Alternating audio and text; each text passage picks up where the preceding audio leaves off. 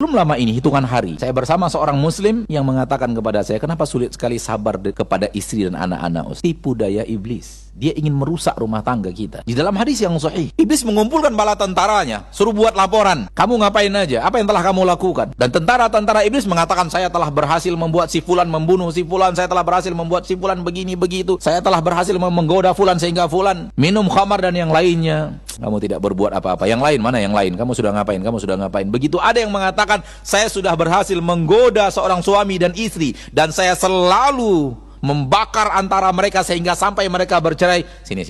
Luar biasa kamu, sini. Duduk di sini di samping saya. Hal yang paling dicintai oleh iblis apabila iblis bisa, tentara-tentaranya itu bisa merusak hubungan antara suami dan istri. Itu yang paling dia cintai. Kenapa? Dia tidak ingin kita bahagia. Orang kalau sudah rumah tangganya rusak, pintu maksiat terbuka luas untuknya. Kenapa? Dia ingin mencari kebahagiaan di tempat lain. Di tempat lain di mana kebahagiaan itu? Syukur-syukur kalau dia mencarinya ke pengajian. Karena ada juga orang pergi pengajian bukan karena ingin ngaji, ingin lari dari masalah di rumah. Jadi masjid ini tempat pelarian. Alhamdulillah.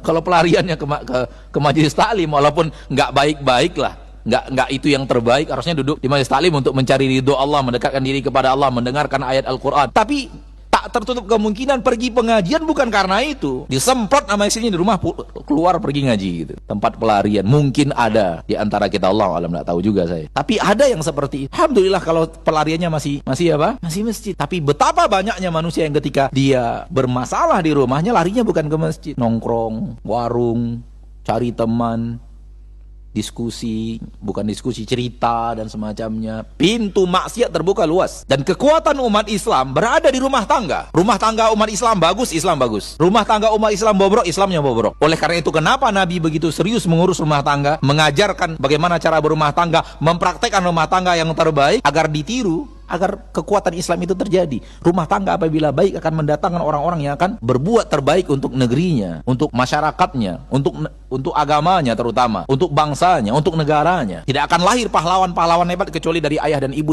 yang mendidiknya dengan baik.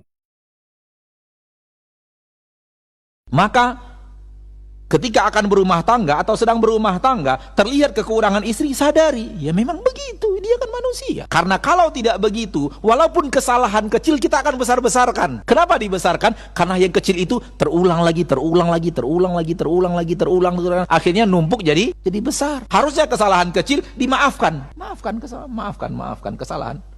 Kekurangan dia maafkan, fahami bahwa itu kekurangan dia, maafkan.